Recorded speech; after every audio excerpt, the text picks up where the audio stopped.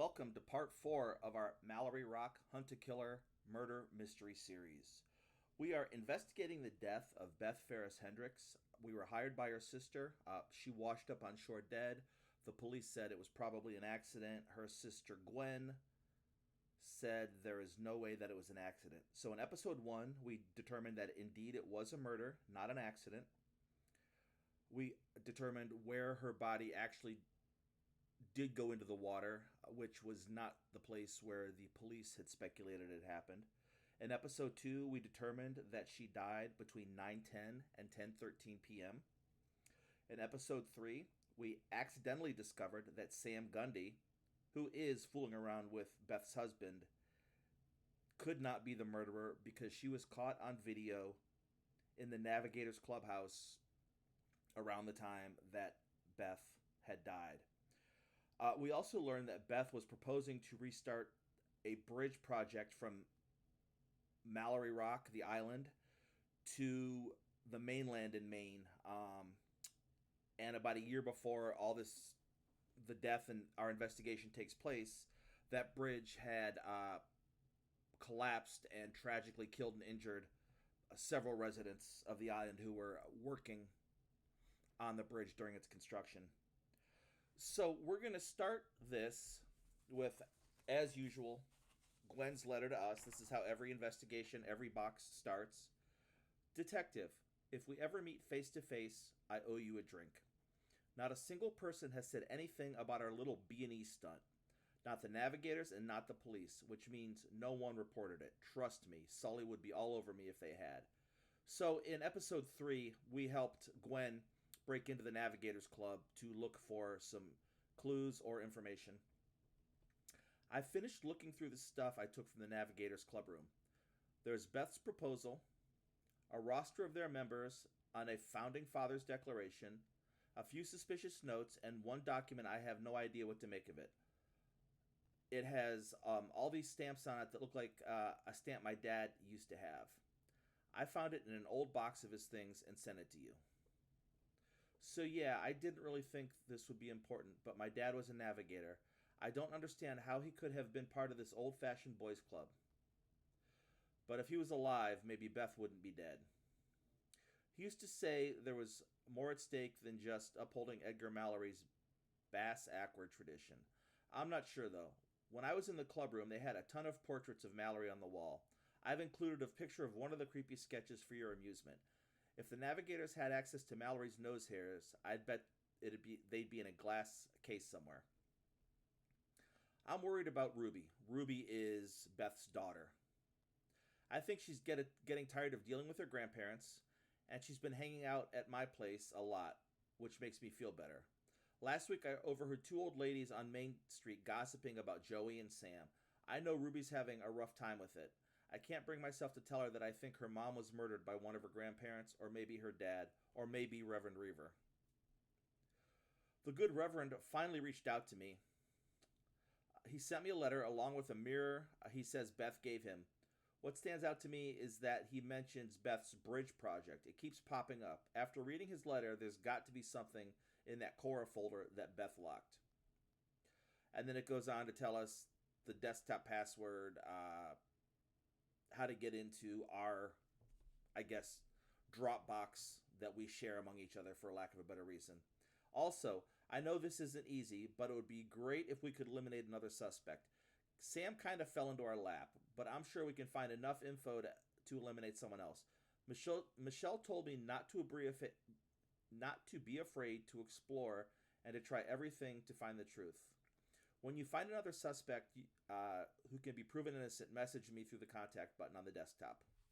So that is we've been given our assignment, our directions. The next thing we want to take a look at is the letter that Reverend Reaver sent to Gwen.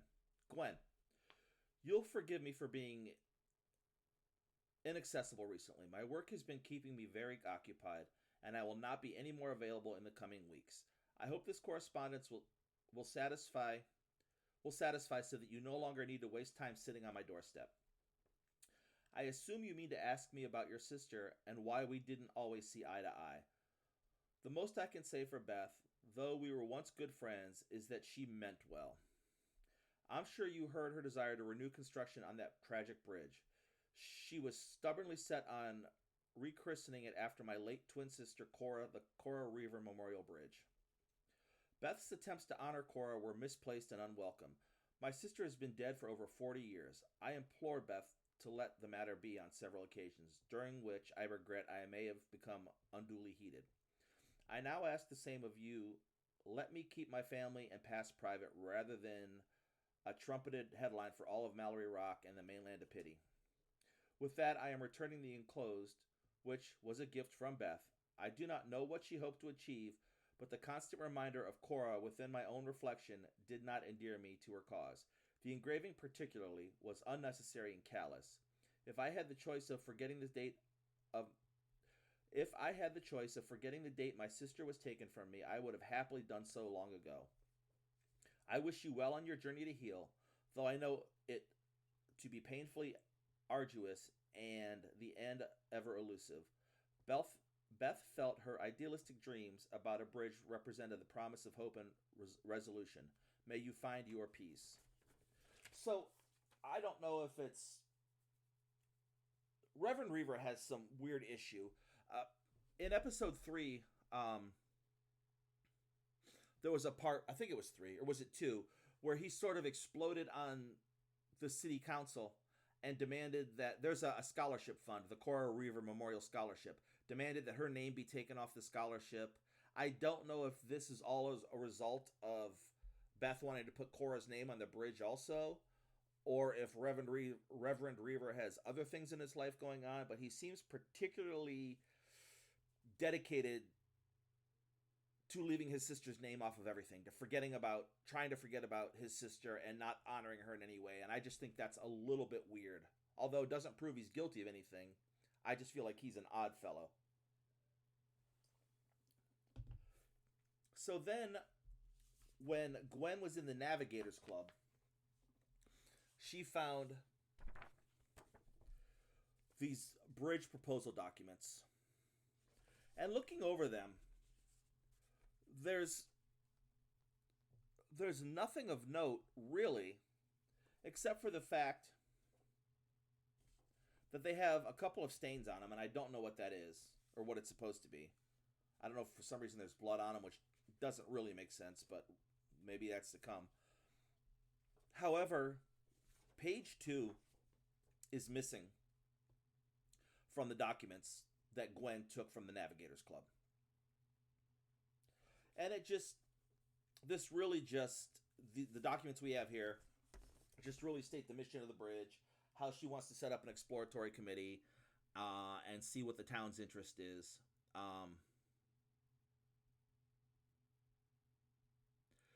There's more to this coming up, but for now, this is what we have, this is what we know. And it's really harmless, and there's nothing to glean from it, so I'm not even going to bother to read it, because what we have here at this time does not seem important. So then the next thing we come to in the box is this letter.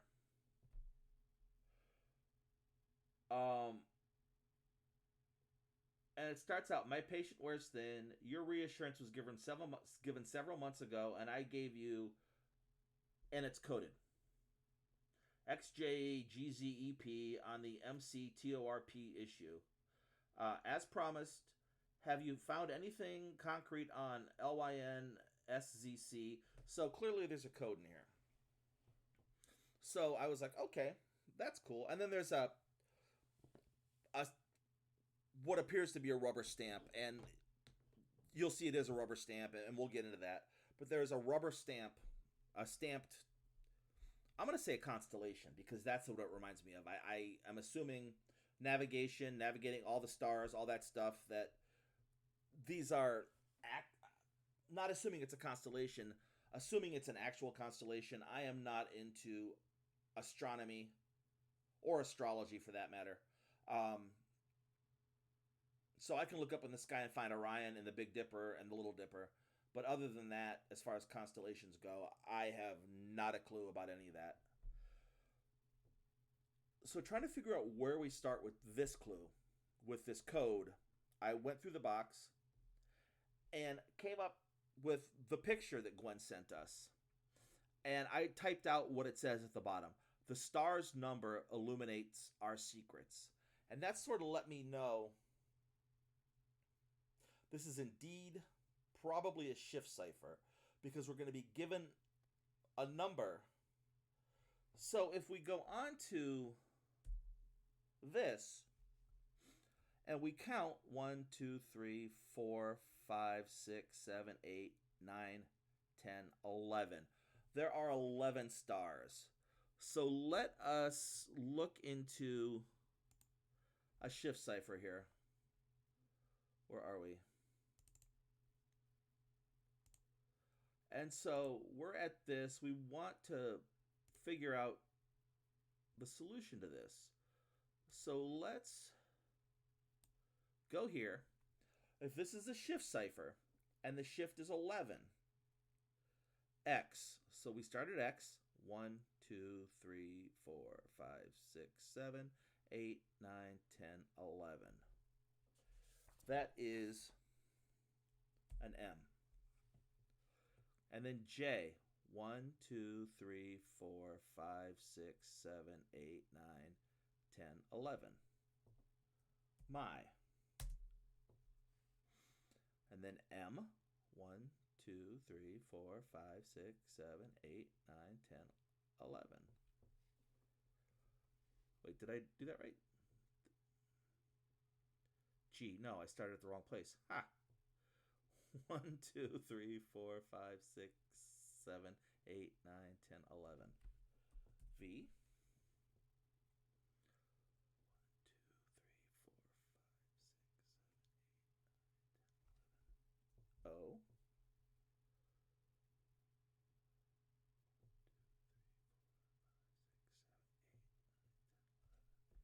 T.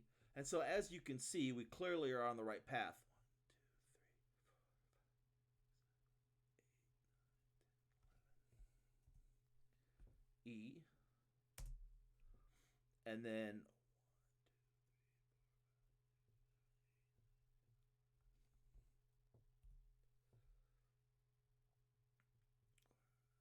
1, 2, 3, 4, 5, 6, 7, 8, 9, 10, 11. I know it can't be very exciting to hear me counting out loud, and I apologize for that.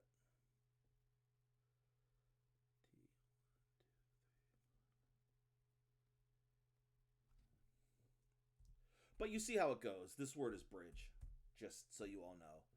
So that is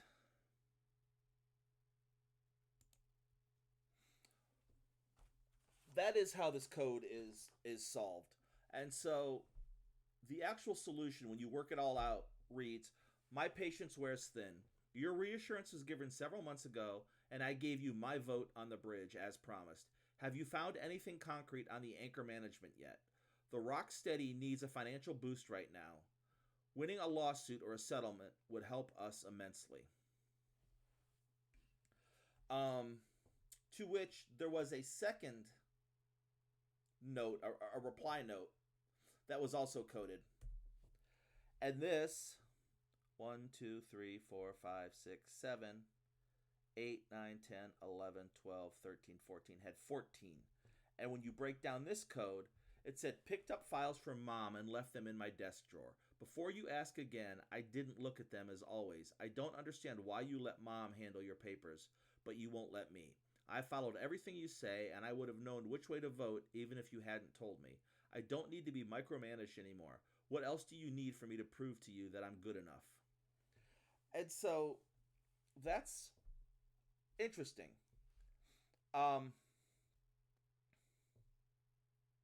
So apparently, the use of the word mom, the fact that they're both navigators, my assumption is going to be that this is Joey. This letter's from Joey.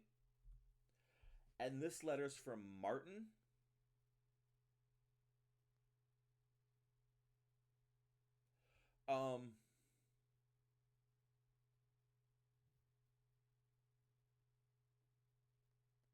But I'm going to change my mind in a minute. I think about that when we get through it. It's something just dawned on me. So we may have to come back to this in a moment. This was found in the Navigators Clubhouse when Gwen was in there. And if you add everything up, the 2 letters, the rubber stamp that belonged to her father that she sent us, this is how they vote.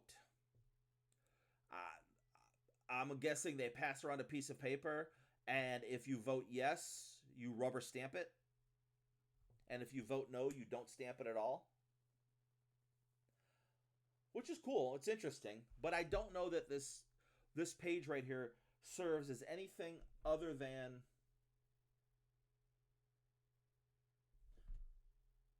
letting us know what the purpose of these constellations is.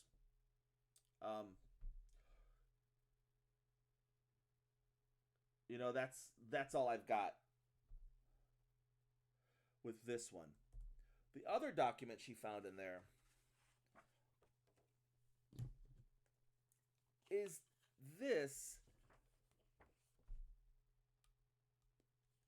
And basically, this is just a membership charter, and there isn't really anything in it that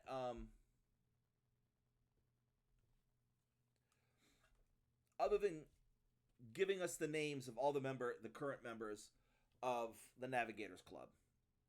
And you can see Clarence Reaver is a Navigator. You can see Martin Hendricks is a Navigator. Josiah Hendricks is a Navigator. Christopher Ballantyne. Stephen Ballantyne. Eric Good. Edward Gundy was a Navigator. And if you remember last episode, in a message to Sam, he alluded to the fact that he pretty much told the Navigators to go pack sand. And so you can see his name is scratched off of the roster. There are some names here, though, that I don't know. If you see right there,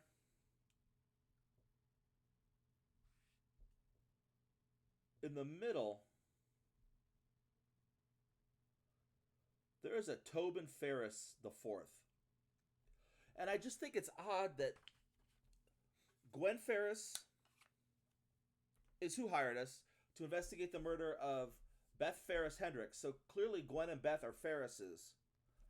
And this is really the only mention of a relative.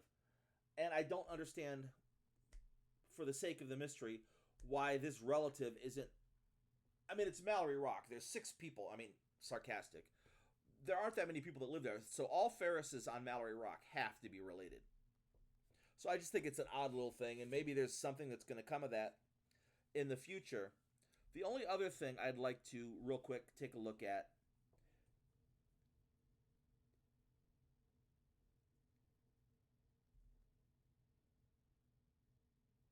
no. I was just wondering if the signatures on this card had any bearing to the way it was stamped on the thing, but no. Joey, who clearly is that stamp. This is from Joey. I don't care what anybody says. And he's just sort of in the middle, but on the signature card, Joey is all the way off to the side over here. So that really doesn't have a bearing on anything.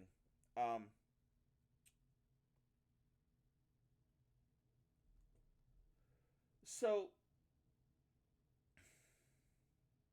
that leads us to a strange place. Gwen tells us we need to get into the keep safe file right here. We need to unlock the Cora folder that has an encrypted lock on it. And so we need to determine how to do that. The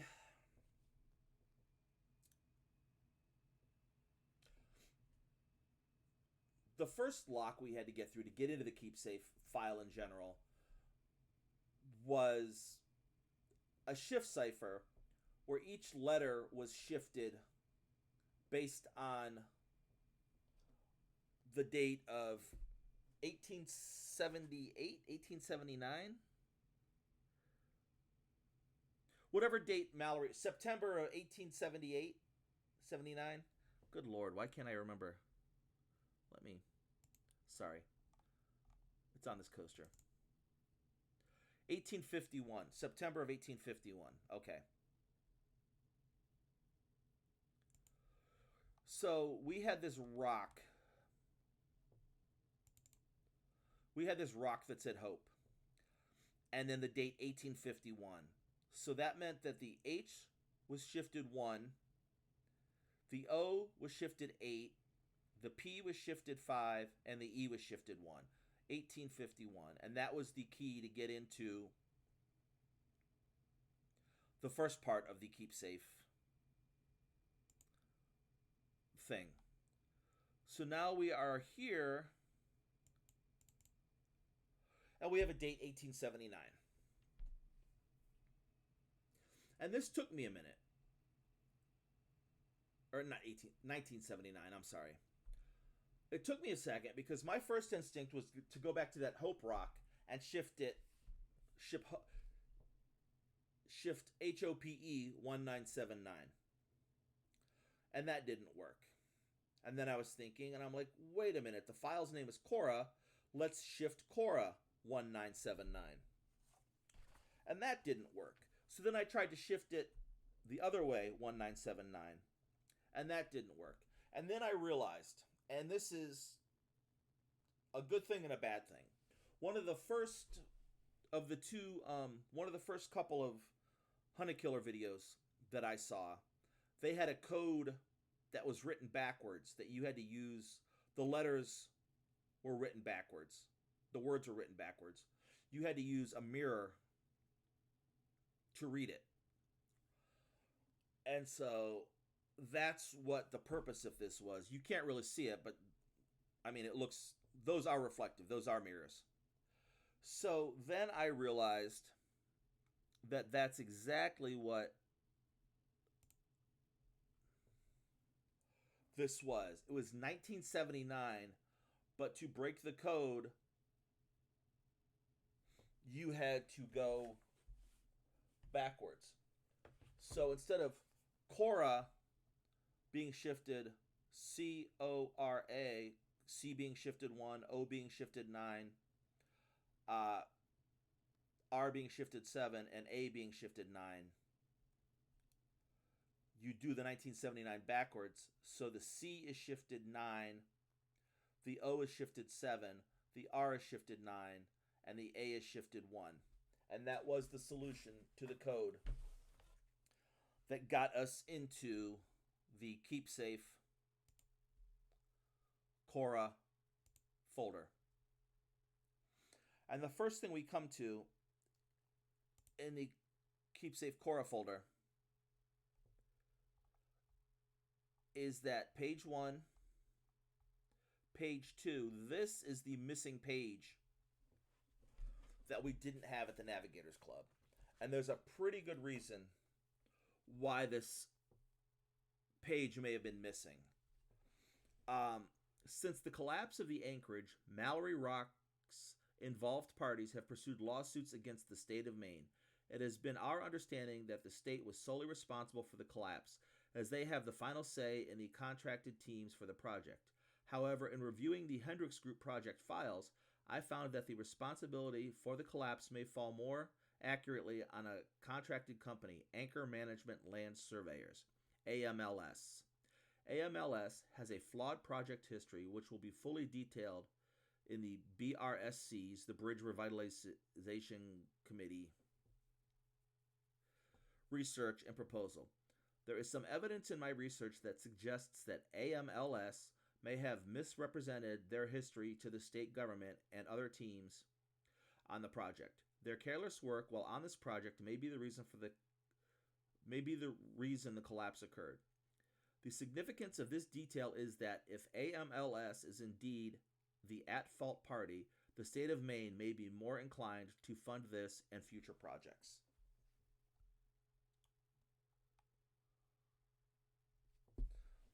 Memorial and community approval. The Mallory Rock community's engagement is and positive opinion. The Mallory Rock community's engagement in and positive opinion of the new bridge effort are the utmost importance to the project. Losing our family and friends to the collapse understandably felt like a betrayal to many on the island. As the town council, it is our goal to make living on the island as comfortable and positive as possible. The town council cannot move forward with a project that would put our community under emotional duress, regardless of the economic gains and the future stability the project would bring. Therefore, it is key that the BRSC work to gain community support for this project during the committee's duration. And then she goes on to propose that the construction be named the Cora Reaver Memorial Bridge in honor of Mallory Rock, who tragically passed away in 1979. Cora was a dreamer. She wanted to go to the mainland to expand her perspective and learn about the world, but she always knew Mallory Rock was her home. Hearing about her life, I truly... So this is just explaining why she wants to... And then it goes on to pretty much detail the rest of the proposal. So, clearly we have a dubious company here who possibly is at fault because they do shoddy work, etc., etc. Which automatically leads me to believe, due to past things that we've looked at, that perhaps this is a shell company that's owned by Jordan Woodard. In part by Jordan Woodard, at least. Because as we looked at some of his work and some things that have been said about him and his work, we know that he flips houses, and people complain about the crappy work he does on the houses that he flips. So it just coincides with what we already know about the work ethic and the quality of work that Jordan Woodard Enterprises does. But then we get to this accounting screenshot, and it's kind of just a bunch of nothing, except the Maine State Insurance Corporation paid Jordan Woodard $48,500,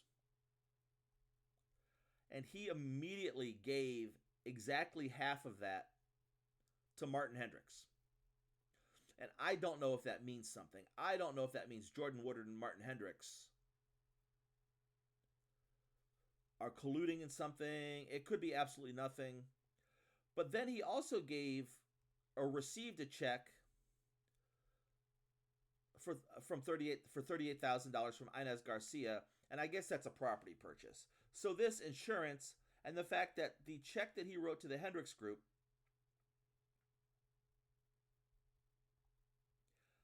and I believe he's written other checks. Hendricks Group, $1,500 summer. So he gave a reason for that check. Hendricks Group, $1,500 summer. But he didn't really give a reason for this. Why is he paying Martin Hendricks a big chunk of money for something? So that's sort of a curious...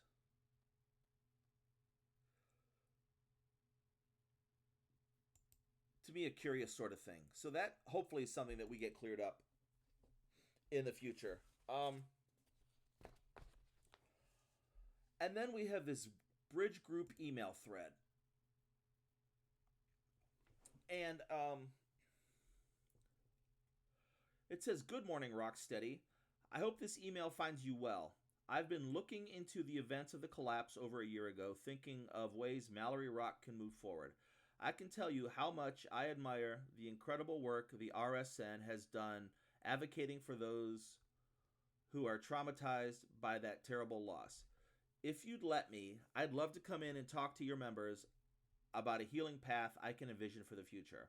I'm working to put together a committee to propose revitalizing the bridge project. I believe that the original intent of the bridge's construction and the undeniable boost it would bring in so many facets of Mallory Rock are still solid in foundation. I believe in your members and the healing that they could undergo if they were to see the bridge project through. The efforts of our friends and family who were lost shouldn't go to waste. Even if you are not convinced yet, please let me come and speak to your members directly. Thank you, Beth Hendricks. To which the Rocksteady Support Network replied, thank you for your email. I appreciate your compassion, but I'm hesitant. Introducing the idea of... I have bad eyes, sorry.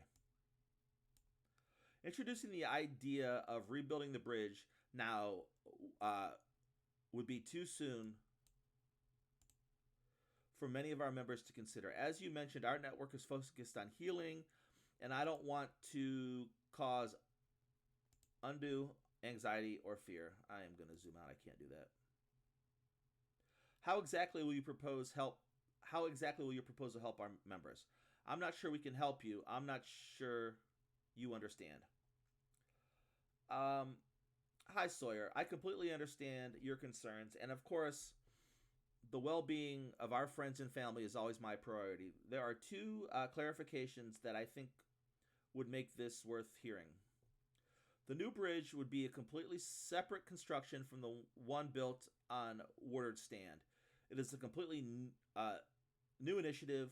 The safety and stability of our new construction would be a priority. And there's something I've come across in my preliminary research that might be particularly important to RSN, with potential for litigation. A contracting company named Anchor Management Land Surveyors somehow avoided scrutiny after the collapse. At least I hadn't heard of it. Looking at the paperwork, I believe RSN could take legal action against Anchor Management and have a very strong case. Going after Anchor Management instead of the state, like the council currently is, also means that the state might be more willing to partially fund the new bridge. Please let me know, etc., etc. Those points are impactful. Thanks for clarifying. I know we all want what's best, and I trust your good heart and your thoroughness. Can you come in before our weekly meeting next Friday? I want a chance to talk to you before you potentially speak with everyone, just to make sure we're all on the same page. Our meeting is at 9 p.m. Why don't you meet with me at 8 o'clock, etc., etc. Absolutely, I'll see you next Friday. And then thanks again for speaking with me tonight, Sawyer. I really enjoyed talking to you. I know Clarence wasn't very open to my idea of a new bridge, but I'll try and talk him one-on-one in the next couple of weeks. And I'll see if he'll come around. We both want what's best for Mallory Rock. Until then, I agree that it is best to keep this under wraps. Looking forward, Beth. Okay, so basically, this Rocksteady network. Hold on, I need a drink. This Rocksteady is a counseling group that's helping the people who were impacted by the tragedy of the bridge collapse. The cool thing is, like I always say, if Hunter Killer puts a link or a website or a phone number or anything in their mysteries, it's a real thing that you can call or go to. And this is the very same. Subject, from me to Rocksteady Support Network. Subject, let's say bridge proposal.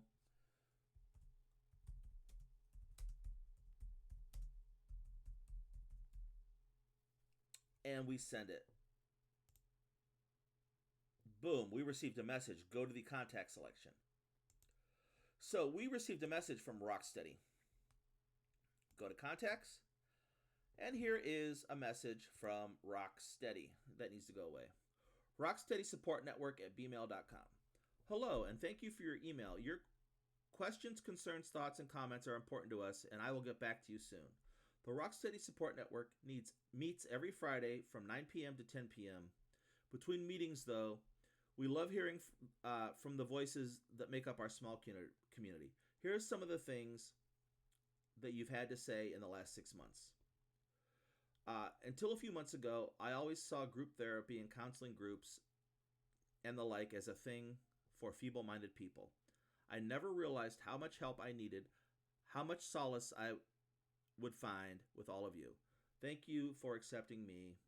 It was saved me. It saved me. It has saved me from myself. So these are all just testimonials. The important one in here, I would like to dedicate a special thank you to Reverend Reaver.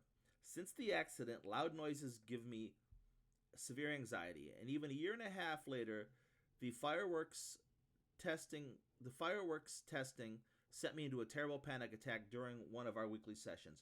I was paralyzed and embarrassed, but Reverend Reaver stopped in the middle of his talk to calm me down and make sure I was all right. I am so thankful that you were there. Belinda Smilton. So, what that actually means is that Clarence Reaver is an active participant in these rock-steady meetings. And on that note, that means that if they meet between 9 and 10 o'clock and Reverend Reaver is at these meetings, there was no possible way that Reverend Clarence Reaver could have killed Beth Ferris-Hendricks. So I emailed Glenn and told her that it was Clarence Reaver who can be eliminated because there's no way that he could have possibly killed Beth. He was at a meeting. To which she sent me this reply. You're right. Reverend Reaver couldn't have killed Beth if he was at a rock-steady meeting. But whoever did kill her must know more than I thought. Check the audio attachment I'm sending you. This is them. It has to be. They know what we're doing. 4 suspects left. I don't know what to think. I mean, we're obviously on the right track if the killer is calling me, but I'm kind of freaking out about it. I'm going to Sully. He has to be able to figure something out about where the call came from, and maybe he can look into Anchor Management Company that keeps popping up. I'm really glad you are helping me. I'm not sure what I'd do if you weren't. Gwen. And so she sent this audio recording that I'm going to play. Keep sticking your nose where it doesn't belong, and you'll meet the same end as Beth. Well, So that's where we are. As Gwen said, we have 4 suspects left, and these are the 4 suspects that we have left. And I am not any more or less inclined at this moment to choose any one of them. I want to say Jordan Woodard because of Beth's digging into Anchor Management, but that payout to Martin Hendricks I find kind of sketchy. So I don't know. The one thing I did want to... So the Rocksteady Support Network, right? That's what we're talking about. But then right here, he says the Rocksteady needs a financial boost right now. So does Martin care about the Rocksteady Support Network? So I feel like this is Martin. But at the same time, like the only name that we've seen associated with the Rocksteady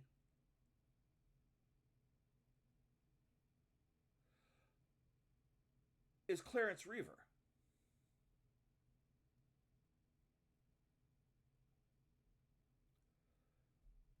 So I'm split. Is this note